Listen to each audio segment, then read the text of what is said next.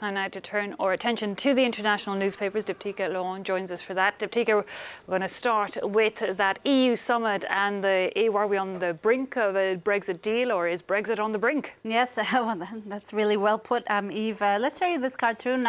Boris Johnson is presenting his deal in Brussels to the leaders of Europe, of course.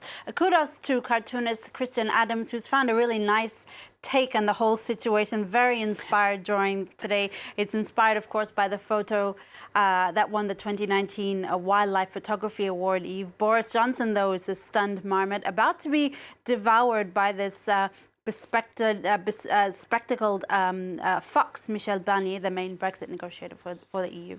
Don't know what that says about the EU, but of course that we're now hearing from the DUP. Things may be changing, but going into this summit, until very recently, there was a lot of optimism that a deal was starting to come together. Well, all week, really, from the pro-Brexit papers, we've been seeing this optimism on their front pages, and it's the same story today. Let's show you the Daily Express. You know, even if Johnson's deal is approved in Brussels, he'll still have to get it validated by British Parliament. But the Daily Express, this is the Daily Telegraph, rather, which is also just as optimistic. The Daily Express says, against all odds, Boris Johnson is closing on a Brexit deal. The Daily Telegraph is reprising Johnson's own metaphor that Brexit was like Shawshank Redemption, you know, the film about a character spending 19 years hammering his way out of his prison cell for a crime he didn't commit. But the Daily Telegraph says now we're starting to see the light, we're emerging from a tunnel, that kind of thing. But this, of course, despite the Northern Irish Democratic Unionist Party saying that it cannot support any kind of Brexit deal in its current form. But summit's got to give, Metro says, in a very admirable, let's say, pun-worthy headline today on its front page. The Times cartoonist Peter Brooks sees Boris Johnson as hopeful that Britain will be out of by October the 31st. In the year 2040. It's true. Nobody actually ever put the year on that October 31st. Let's move on now. New York prison authorities are expected to announce an historic plan today to shut down the notorious Rikers Island prison. That's right. The notorious facility has been plagued by accusations of abuse, neglect and mismanagement over many years. It sparked protests, lawsuits and federal investigations. City Council, the New York Times says, New York City Council is expected to approve an $8 billion plan to shut down the complex within the next 7 years and build 4 new jails in New York boroughs in its place. The plan, though, is dividing opinion. Well, the Wall Street Journal says it's rather rejoicing in the proposal, saying good riddance to Rikers Island. You'll remember Rikers Island is where Dominic Strauss-Kahn was most infamously holed up. The paper is saying that the facility is one of the world's largest jail complexes. It is also, quote, a synonym for hellhole, a place where jailers and the jailed walk in fear of being brutalized. That's what the Wall Street Journal says.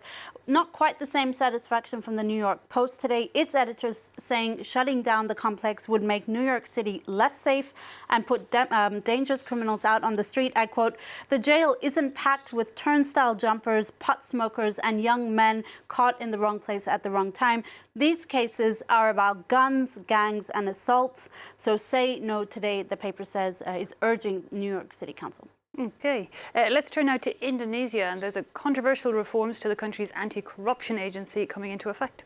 Well, in a country where corruption is rife in politics, the Corruption Eradication Commission is plays a really crucial role in cracking down in Indonesia.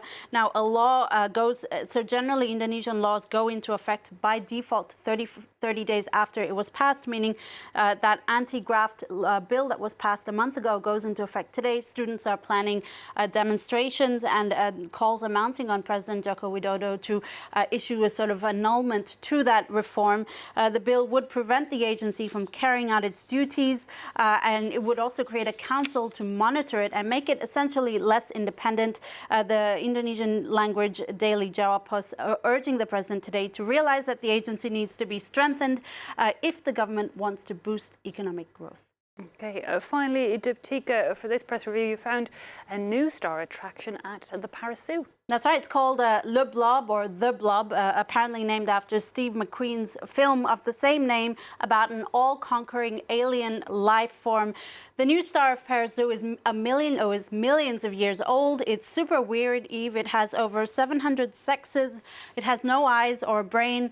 It's bright yellow. It's slimy. It's kind of like an amoeba, and no one really knows what it is at all. Is it that green thing that looks almost like algae? Exactly. It is that slimy green thing or green-yellow thing there. Apparently, we do learn that the blob hates salt. It loves oatmeal, and that's why scientists are using oatmeal to test its intelligence. Turns out it's super clever.